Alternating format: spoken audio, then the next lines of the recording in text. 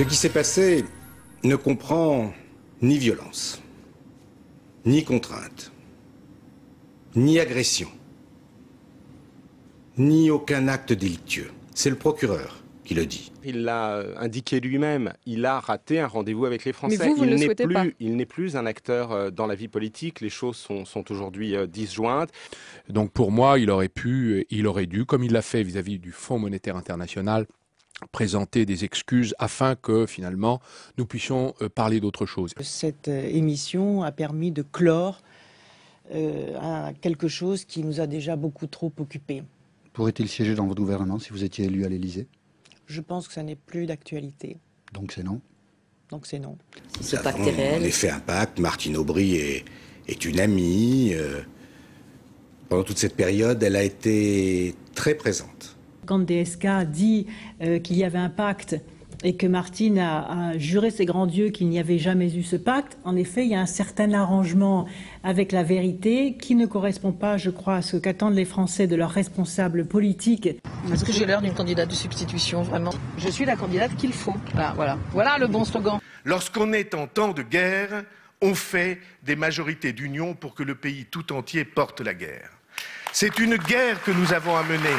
Il faudra aller vers une fiscalité des entreprises commune à la France et à l'Allemagne, il faudra aller vers un temps de travail commun, il faudra aller vers un âge de retraite commun, il faudra aller vers une convergence progressive de l'organisation économique et sociale. Vous avez pris aujourd'hui votre décision?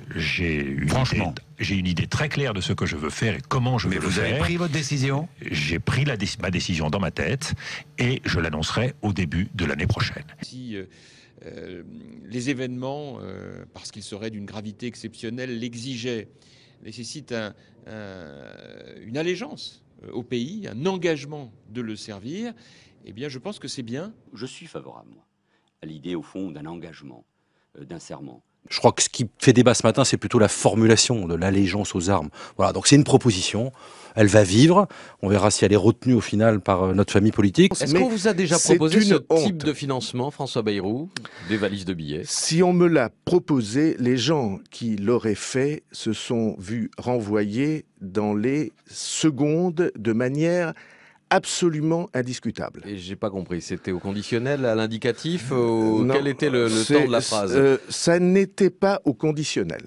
Il sort épuisé après 48 heures de garde à vue et sa mise en examen.